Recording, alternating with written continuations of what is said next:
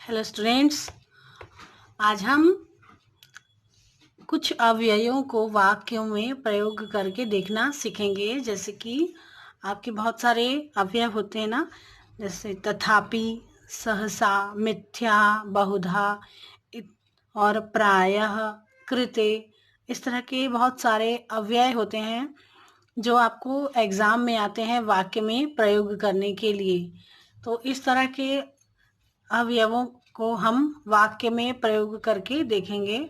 और अगर आपको अव्यय का अर्थ पता होगा तो आप उसको सही वाक्य में प्रयोग कर सकते हैं। जैसे कि देखिए, यहाँ पर अव्यय दिए हुए हैं और वाक्य में उनका प्रयोग भी किया गया है। जैसे पहला है तथापि।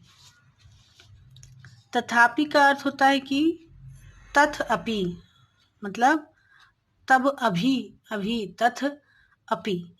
तो ये देखिए, इसका हम किस तरह से प्रयोग कर सकते हैं। बुभुक्षा अस्ति तथापि न खादामि। कि बुभुक्षा का अर्थ होता है कि भूख तो है पर अभी अभी मुझे नहीं, अभी मैं नहीं खाऊंगा। भूख तो है मुझे पर मैं अभी नहीं खाऊंगा। फिर है सहसा। सहसा का अर्थ तो हिंदी में भी आप समझ सकते हैं कि अचानक जब कुछ होता है तो उसको सहसा कहते हैं, कि सहसा वो मेरे सामने आ गया, अचानक वो मेरे सामने आ गया। इसी तरह से आप जब संस्कृत में वाक्य में प्रयोग करेंगे तो सहसा सिंह कूपे अकुर्दत। सहसा सिंह जो था वो कुएं में कूद गया।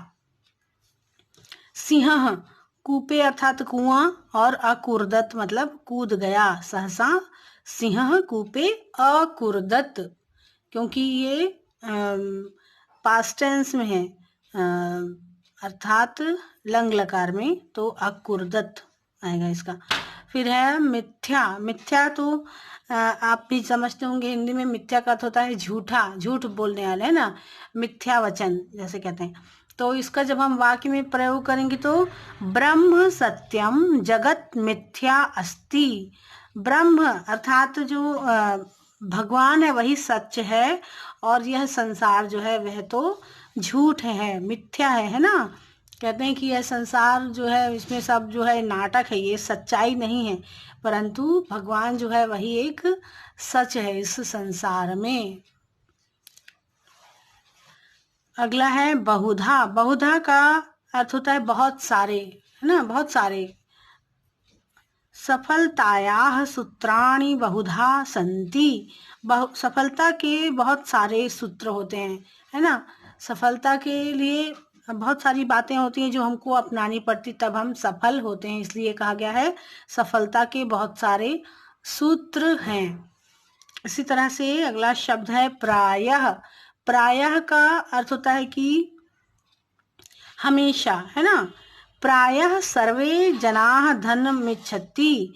हमेशा क्या होता है, सब लोग, लगभग, प्रायः का लगभग होता है, लगभग सभी लोग जो है वो धन की इच्छा रखते हैं, है ना। कोई ऐसा व्यक्ति नहीं होगा जो धन की इच्छा ना रखता हो, है ना। फिर अगला है कृते। कृते अर्थात है करने हेतु, किसी कार्य के लिए। तो इसका वाक्य हम बना सकते हैं, सह भोजनस्य कृते भोजनालयम गच्छति। वह भोजन करने हेतु भोजनालय गया है। अगला शब्द है खलु। कष्टप्रदा खलु दरिद्रता, है ना, कष्टप्रद होती है दरिद्रता। तो मतलब ये तो सच में ही होती कि दरिद्रता जो है वह कष्टप्रद होती है, गरीबी। तरही, तरही का अर्थ होता है कि तरही मतलब तब। यदि पिपासा न अस्ति तरही कथम पिबती। अगर तुम्हें प्यास नहीं थे तो तुमने क्यों पिया, है ना। फिर है दूरम। दूरम का अर्थ है दूर। विद्यालय गृहात् दूरम न अस्ति। विद्यालय जो है वो घर से दूर नहीं है। फिर है नित्यम, अर्थात हर रोज। भक्तः नित्यम ईश्वरम भजति। भक्त जो है वो नित्य रोज ईश्वर का भजन करते हैं। जो भक्त होते हैं वो रोज ईश्वर का भजन करते हैं।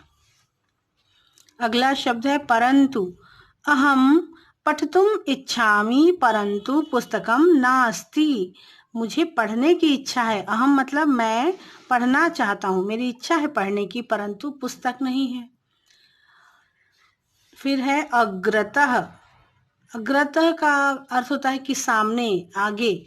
मम गृहस्य अग्रतः एव मंदिरम अस्ति। मेरे घर के सामने मंदिर है। एव का मतलब भी होता है, मेरे घर के सामने भी मंदिर है। तो स्टूडेंट्स, आज के लिए इतना ही। अपनी अगली क्लास में हम और भी कुछ पढ़ेंगे, अव्यय में प्रयोग या फिर निबंध रचना भी पढ़ सकते हैं।